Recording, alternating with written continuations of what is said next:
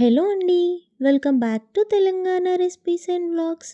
ఇవాల్టి వీడియోలో రెస్టారెంట్ స్టైల్లో dal tadka with jeera rice ఎలా చేసుకోవాలో చూద్దాం. సేమ్ రెస్టారెంట్ టేస్ట్తో సింపుల్ ప్రాసెస్లో దాల్ తడకా ఇంకా జీరా రైస్ని చేసుకోవచ్చు. ఒక్కసారి ఇలా చేసుకొని తిన్నారంటే ఈ రెసిపీకి ఫిదా అయిపోతారు. ఇంట్లో కూరగాయలు లేనప్పుడు, కంఫర్టబుల్గా ఉండే ఫుడ్ తినాలనుకున్నప్పుడు చాలా సింపుల్ ప్రాసెస్లో ఈ జీరా రైస్ని దాల్ తడకాని చేసేయండి. మరి ఈ దాల్ తడకాని జీరా రైస్ని ఎలా చేసుకోవాలో చూద్దాం. ముందుగా ఒక గిన్నెలోకి కందిపప్పుని తీసుకోండి. నేను 1 కప్ కందిపప్పుని తీసుకున్నాను. 1 కప్ కందిపప్పుకి 2 కప్ మసూర్ దాల్ని తీసుకోండి. ఇప్పుడు వాటర్ యాడ్ చేసుకొని 2 to 3 టైమ్స్ నీట్గా వాష్ చేసుకోండి. పప్పుని ఇలా కడుక్కున్న తర్వాత మళ్ళీ వాటర్ యాడ్ చేసుకొని 15 మినిట్స్ వరకు నానబెట్టుకోండి. ఇప్పుడు రైస్ని కూడా నానబెట్టుకుందాం. నేను బాస్మతి రైస్ని తీసుకున్నాను. 1 కప్ బాస్మతి రైస్ తీసుకొని 2-3 టైమ్స్ కడుక్కొని మళ్ళీ వాటర్ యాడ్ చేసుకొని ఇది కూడా నానబెట్టుకోవాలి. బాస్మతి రైస్ ప్లేస్లో నార్మల్ రైస్ని కూడా తీసుకోవచ్చు. కానీ ఈ జీరా రైస్కి బాస్మతి రైస్ అయితే టేస్ట్ చాలా బాగుంటుంది. ఇప్పుడు నానబెట్టిన పప్పుని ప్రెషర్ కుక్కర్లోకి తీసుకోవాలి. అందులో ఉన్న వాటర్ అన్నీ తీసేసి తీసుకోవాలి. పప్పును మొత్తం తీసుకున్న తర్వాత అందులోకి వాటర్ని యాడ్ చేసుకోండి. 1 కప్ కందిపప్పుకి 2 కప్స్ వాటర్ని తీసుకోవాలి. నేను 2 కప్స్ వాటర్ని తీసుకున్న తర్వాత అందులోకి 1/2 టీ స్పూన్ పసుపుని వేసుకున్నాను. ఇంకా 1/2 టీ స్పూన్ జీలకర్రని కూడా వేసుకున్నాను. కొంచెం ఆయిల్ని కూడా వేసుకోవాలి. సాల్ట్ ఇప్పుడే వేసుకోము, పప్పు ఉడికిన తర్వాత వేసుకోవాలి. ఇప్పుడు ఆయిల్ వేసుకున్న తర్వాత ప్రెషర్ కుక్కర్ పైన ఉన్న మూతకి రబ్బర్ ఇంకా విజిల్ని పెట్టుకొని మూతని పెట్టాలి. ఇప్పుడు స్టవ్ ఆన్ చేసుకొని 5 విజిల్స్ వచ్చేంత వరకు పప్పుని ఉడికించుకోవాలి. 5 విజిల్స్ వచ్చిన తర్వాత స్టవ్ ఆఫ్ చేసుకొని ప్రెషర్ అంతా పోయిన తర్వాత మూతని తీయాలి. చూసారు కదా పప్పు ఎంత బాగా ఉడికిందో. ఇలా పప్పుని ఉడికించుకొని పక్కకు పెట్టుకోండి.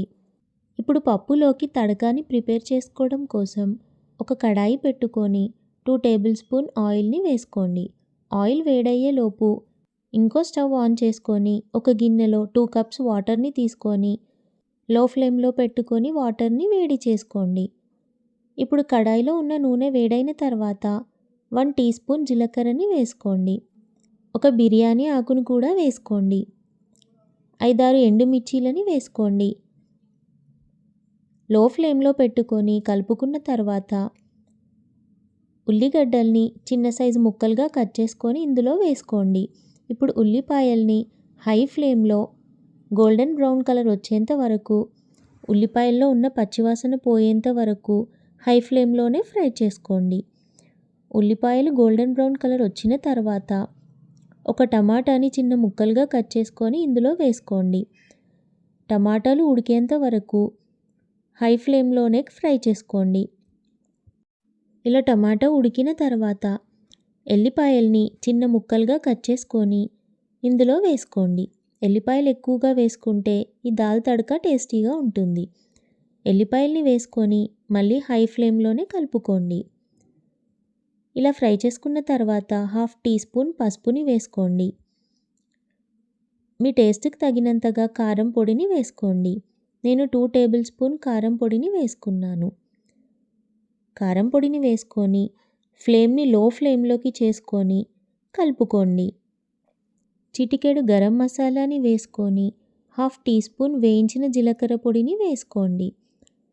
ఇప్పుడు కలుపుకున్న తర్వాత మనం వేడి చేసుకున్న వాటర్ని కొన్ని యాడ్ చేసుకోండి. ఫ్లేమ్ని లో ఫ్లేమ్లో పెట్టుకొని యాడ్ చేసుకోండి. వాటర్ యాడ్ చేసుకున్న తర్వాత 2 మినిట్స్ వరకు లో ఫ్లేమ్లోనే ఫ్రై చేసుకోండి. తర్వాత మనం ఉడికించి పెట్టుకున్న పప్పుని మొత్తం ఈ తడకాలోకి తీసుకోండి. మొత్తం పప్పుని తీసుకొని కలుపుకోండి. ఉడికించిన పప్పు తడకాలో మొత్తం మిక్స్ అయ్యేలాగా కలుపుకోండి.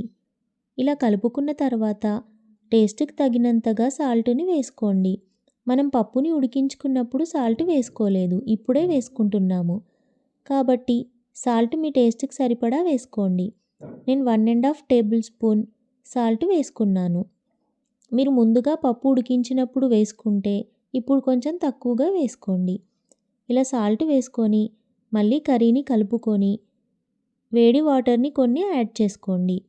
పప్పు కన్సిస్టెన్సీ లూజ్గా ఉండేలాగా వాటర్ని యాడ్ చేసుకోండి. పప్పు ఉడికిన తర్వాత చల్లారిన తర్వాత కొంచెం చిక్కగా అవుతుంది.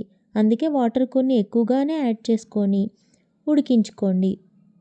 2 కప్స్ వాటర్ని నేను యాడ్ చేసుకున్నాను.